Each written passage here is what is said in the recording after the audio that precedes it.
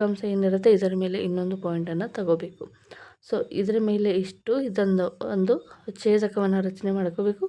ಅದೇ ರೀತಿಯಾಗಿ ಇಲ್ಲಿ ಒಂದು ಕೂಡ ಕಂಸವನ್ನು ರಚನೆ ಮಾಡ್ಕೋಬೇಕು ಇಲ್ಲಿ. ಓಕೆ, ನೆಕ್ಸ್ಟ್ ಈ ಬಿಂದುವಿನ ಮೇಲೆ ಬಿಟ್ಟು ಈ ಒಂದು ಕಂಸವನ್ನು ನಾವೀಗೇನು ಮಾಡಬೇಕಪ್ಪ ಅಂದರೆ ಇಲ್ಲಿ ಒಂದು ಬಿಂದುವನ್ನು ಫೈಂಡ್ ಔಟ್ ಮಾಡಬೇಕು. ಓಕೆ, ಇಲ್ಲಿ ಯಾವುದೇ ರೀತಿಯಾದ ರೇಡಿಯಸನ್ನು ಚೇಂಜ್ ಮಾಡಬಾರ್ದು. ಓಕೆ, ಇದು ಒಂದು ಪಾಯಿಂಟ್ ನಿಮಗೆ ಗೊತ್ತಿರಬೇಕು.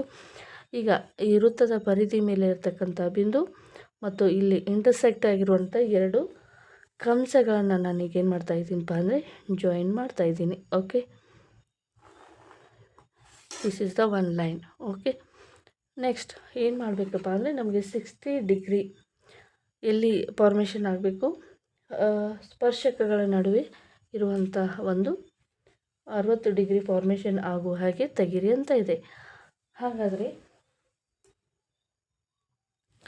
ವೃತ್ತ ಸ್ಪರ್ಶಕಗಳಲ್ಲಿ 60 ಡಿಗ್ರಿ ಆದರೆ ನಿಮಗೆ ಒಂದು ಪ್ರಾಪರ್ಟಿ ಗೊತ್ತಿರಬೇಕು. ವೃತ್ತದ ಸ್ಪರ್ಶಕಗಳಿಗೆ ಸಂಬಂಧಿಸಿದಾಗಿ ಸ್ಪರ್ಶಕಗಳ ನಡುವೆ 60 ಡಿಗ್ರಿ ಕೋನ ಉಂಟಾದರೆ ವೃತ್ತ ಕೇಂದ್ರದಲ್ಲಿ ಏನಾಗುತ್ತೆ ಅಂದರೆ 2 ಪಟ್ಟು ಕೋನ ಉಂಟಾಗ್ತದೆ. ಅಂದರೆ ಇಲ್ಲಿ 60 ಅಂದರೆ ಎರಡು ಸ್ಪರ್ಶಕಗಳು ಸ್ಪರ್ಶ ಬಿಂದು ಆಗುವಂಥ ಒಂದು ಬಿಂದುವಿನಲ್ಲಿ 60 ಡಿಗ್ರಿ ಫಾರ್ಮೇಷನ್ ಆದರೆ ಇದು ವೃತ್ತ ಕೇಂದ್ರದಲ್ಲಿ ಅದರ 2 ಪಟ್ಟು ಅಂದರೆ 62 120 ಡಿಗ್ರಿ ಕೋನ ಫಾರ್ಮೇಷನ್ ಆಗುವಂಥದ್ದು. ಹಾಗಾದರೆ ನಾವು ವೃತ್ತ ಕೇಂದ್ರದಲ್ಲಿ ಮೊದಲಿಗೆ ಏನು ಮಾಡೋಣಪ್ಪ ಅಂದರೆ 120 ಡಿಗ್ರಿ ಮೆಜರ್ಮೆಂಟನ್ನು ತೆಗೆದುಕೊಳ್ಳೋಣ. ಇಲ್ಲಿ ಒಳಗಿನ ಸ್ಕೇಲನ್ನು ರೀಡ್ ಮಾಡಬೇಕು 120. ಓಕೆ, ಇಲ್ಲಿ ಪಾಯಿಂಟ್ ಮಾಡಿದಾಗ ನಮಗೆ ಇಲ್ಲಿ ಏನು ಸಿಗುತ್ತೆ ಅಂದರೆ 120 ಡಿಗ್ರಿ ಒಂದು ಪ್ರೊಟೆಕ್ಟರನ್ನು ಯೂಸ್ ಮಾಡಿದಾಗ 120 ಡಿಗ್ರಿ ವೃತ್ತ ಕೇಂದ್ರದಲ್ಲಿ ನಮಗೆ ಏನು ಸಿಗುತ್ತೆ ಅಂದರೆ ಇದನ್ನು ಏನು ಮಾಡಬೇಕಪ್ಪ ಅಂದರೆ ವೃತ್ತದ ಪರಿಧಿವರೆಗೆ ನಾವು ಮೆಜರ್ಮೆಂಟನ್ನು ಮಾಡ್ಕೋಬೇಕು.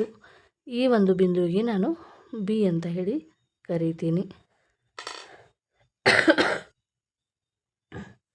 ನೆಕ್ಸ್ಟ್ ಇಲ್ಲಿ ನಾವು ಎಷ್ಟು ತ್ರಿಜ್ಯವನ್ನು ತೆಗೆದುಕೊಂಡಿವಿ ಅದೇ ತ್ರಿಜ್ಯವನ್ನು ತೆಗೆದುಕೊಂಡು ಈಗ ಏನು ಮಾಡಬೇಕಪ್ಪ ಅಂದರೆ ಬಿ ಬಿಂದುವಿನ ಮೇಲೆ ಇಟ್ಟು ಇಲ್ಲೂ ಕೂಡ ಒಂದು ಅರ್ಧ ವೃತ್ತವನ್ನು ಮೆಜರ್ಮೆಂಟ್ ಮಾಡ್ಕೋಬೇಕು. ನೆಕ್ಸ್ಟ್ ಈ ಒಂದು ವೃತ್ತದ ಒಂದು ತ್ರಿಜ್ಯದ ಮೇಲೆ ಸಿಕ್ಕಿರುವಂಥ ಈ ಕಂಸದಿಂದ ಇಲ್ಲೊಂದು ಕಂಸವನ್ನು ರಚನೆ ಮಾಡ್ಕೋಬೇಕು. ನಾವು ಪಡೆದಿರುವಂಥ ಒಂದು ಕಂಸದ ಮೇಲೆ ಇಟ್ಟು ಇನ್ನೊಂದು ಕಂಸವನ್ನು ರಚನೆ ಮಾಡ್ಕೋಬೇಕು. ಇಲ್ಲಿಂದ ಇಲ್ಲಿಯೂ ಕೂಡ ಒಂದು ಕಂಸವನ್ನು ರಚನೆ ಮಾಡ್ಕೋಬೇಕು. ಇಲ್ಲಿ ಇಟ್ಟು ಇಲ್ಲಿ ಒಂದು ಕಂಸವನ್ನು ರಚನೆ ಮಾಡ್ಕೋಬೇಕು. ಅದೇ ರೀತಿಯಾಗಿ ಈ ಬಿಂದುವಿನ ಮೇಲೆ ಇಟ್ಟು ಈ ಒಂದು ಕಂಸವನ್ನು ನಾವು ಛೇದಿಸಬೇಕು. ಇವಾಗ ಏನು ಮಾಡ್ತೀವಪ್ಪ ಅಂದರೆ